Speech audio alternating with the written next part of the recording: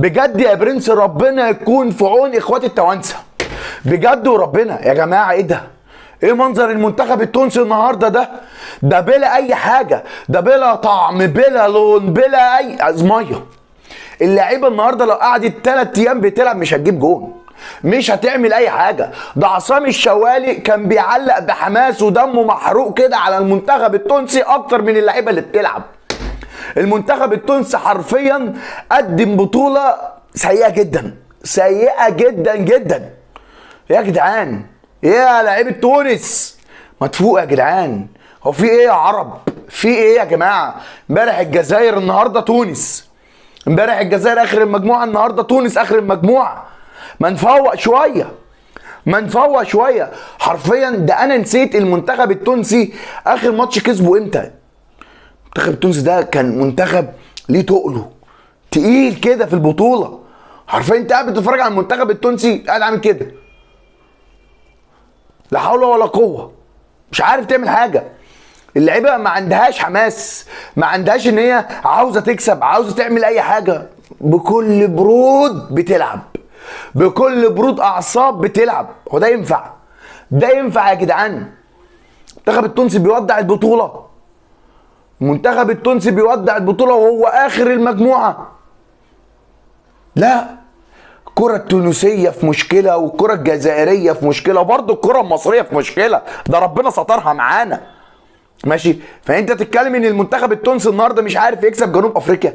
انت متخيل ان المجموعه بتاعت منتخب تونس دي الثلاثه صعدوا؟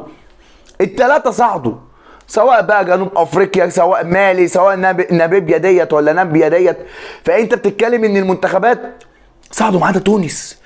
تونس يا جدعان اللي كل الناس كانت بتقول في البدايه كده تونس في الاول، لا جنوب افريقيا لا مالي هيصعدوا معاها. تخيل ان تونس اخر المجموعه.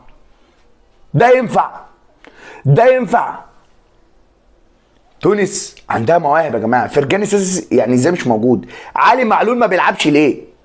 انا مش فاهم وجهه نظر المدرب ليه ما بيلعبش علي معلول. سيبك من ان هو بيلعب في الاهلي، ده واحد من احسن الباكات الشمال في افريقيا، واحد واخد على الاجواء بتاعت افريقيا ديت، واحد من الحلول اللي بيلعب بها الاهلي، واحد كده، واحد بيملك الحلول. علي معلول ملك الحلول.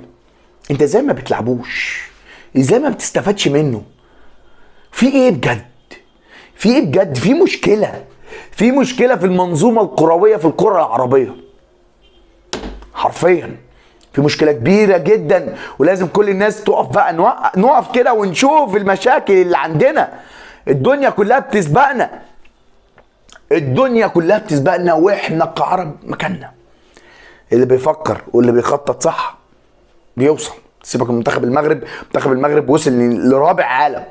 ده بص طلع بطموح العرب فوق، وصل اللي مفيش حد يعرف يوصل له غير بتخطيط وتنظيم صح. تعرف توصل كده وتعدي، ماشي. فان المنتخب التونسي يخرج بره البطوله حاجه تضايق، حاجه تضايق جدا جدا. والله العظيم انا متضايق. انا كنت في بدايه البطوله كنت بتمنى ان العرب كلهم يكملوا.